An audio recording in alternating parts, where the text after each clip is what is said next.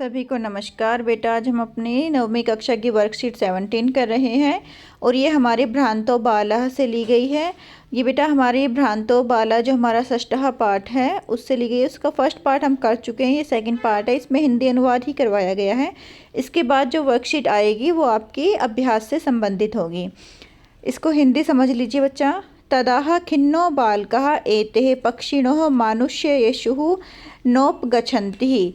तब दुखी बालक ने सोचा ये पक्षी मनुष्य के पास नहीं आते हैं। एते पक्षिणोः, ये पक्षी, मानुष्येषु, यहाँ पर बेटा सप्तमी विभक्ति का बहुवचन है, ठीक है। मानुष्येषु, मनुष्य के, ना उपगच्छति, नहीं आते हैं, उसके पास नहीं आते हैं, कि ये जो पक्षी हैं वो मनुष्य के पास नहीं आते हैं। जब भंवरे ने मना कर दिया था कि मैं तो मधु संग्रह में इकट्ठे करने में व्यस्त हूँ, और जब मैं चटका ने भी मना कर दिया था कि मैं तो अपनी बड़ की शाखा पर अपना घोंसला बनाने में व्यस्त हूँ, मैं नहीं खेल सकती। तो उसके बाद दुखी बालक ने क्या कहा था, क्या सोचा कि ये जो पक्षी हैं वे मनुष्य के पास नहीं आते हैं।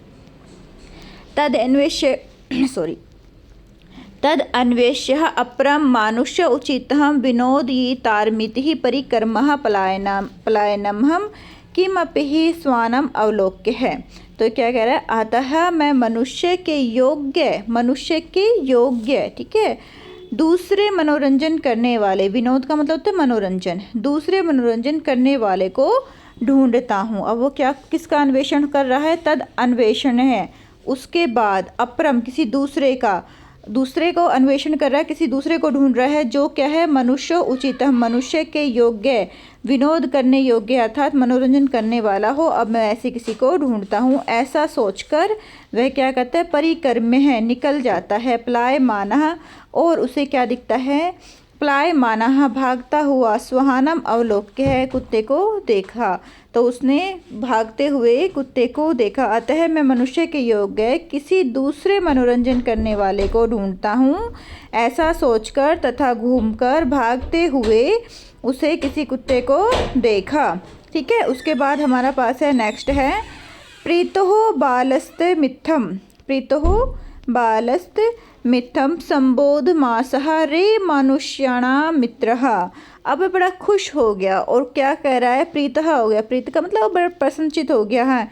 बालस्थम मिथम, बालक ने क्या कहा, संबोधे रे मानुष मित्रम, अरे मनुष्य के मित्र है, किम पर्यटसि, क्यों घूम रहे हो, अस्मिन् निघार्द दिवसे, इतनी गर्मी में।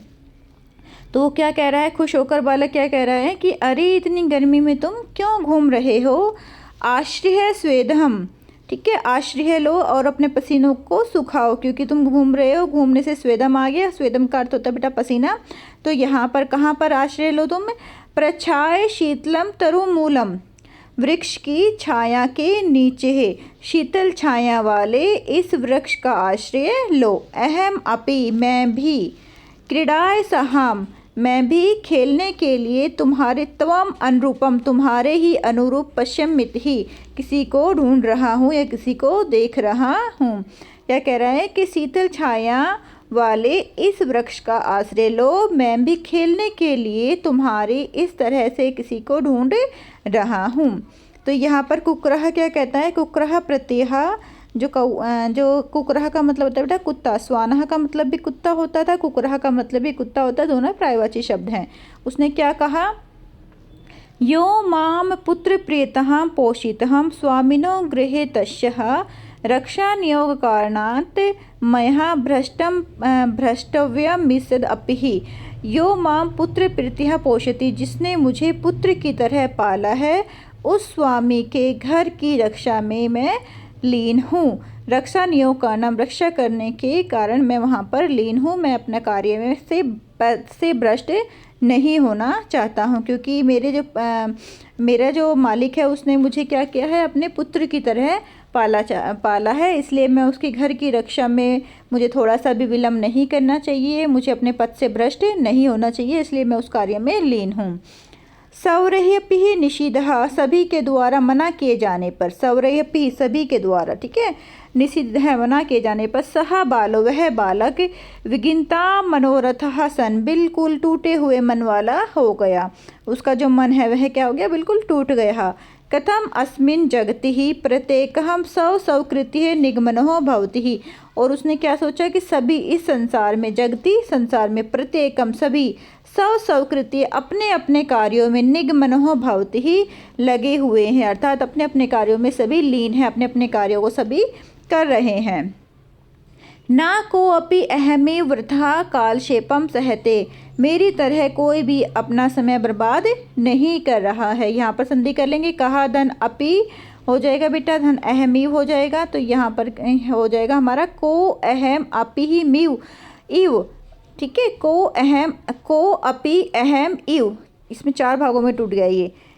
वृतः कालक्षेपम, काल का मतलब होता है समय, क्षेपम का मतलब मैं व्यर्थ नहीं कर रहे हैं, व्यर्थ मतलब समय व्यर्थ नष्ट नहीं करना, ठीक है, व्यर्थ मतलब व्यर्थ और क्षेपम मतलब नष्ट, कि कोई भी अपना जो समय है मेरी तरह व्यस्त नहीं करें, नष्ट नहीं कर रहे हैं।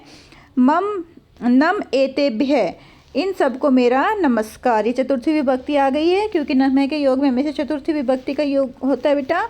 नमः एतेभ्य, इन सभी को मेरा नमस्कार। यह मही तंद्रालुयाम कुत्सह संपादितः, जिन्होंने मेरे आलस्य को, मेरे प्रति घृणा का जो भाव है उसको नष्ट कर दिया। अतः इसलिए स उचितम महनपि करोमि इति विचार्य तौरितम पाठशालायाम उपजगामः, तो ऐसा अतः मैं भी अपने लिए उचित कार्य करूँगा। स उचितम अहमपि करोमि, मैं अपने लिए उचित कार्य करता हूँ, ऐसा सोचकर वह शीघ्र ही विद्यालय की ओर चला गया, ठीक है, पाठशाला में उपजगाम, विद्यालय की ओर जल्दी से चला गया।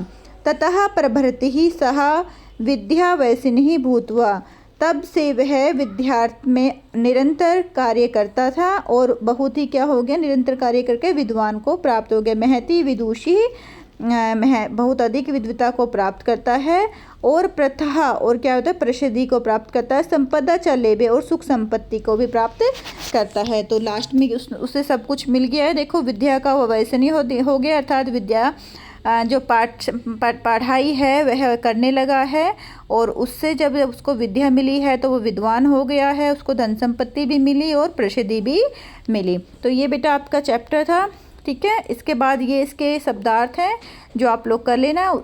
मानुषेषु, मानवों के समीप, विनोदिता, मनोरंजन करने वालों को, निगाध दिवसे, अत्यंत गर्मी के दिन, प्रच्छाय शीतलम, शीतल छाया वाले, पुत्र प्रीतिहा, पुत्र की तरह स्नेही वाला, रक्षा नियोगात, रक्षा कार्य में लगे हुए, विघ्नतात, मनोरथ नष्ट किए हुए वाला, वृथा बेकार, कुत्साह घृणा का भाव, विद्या वैसिनी, विद्या में लीन, और प्रथमात प्रसिद्धि। ये आपके बेटा शब्दार्थ हैं, इनको भी आप कर लेना।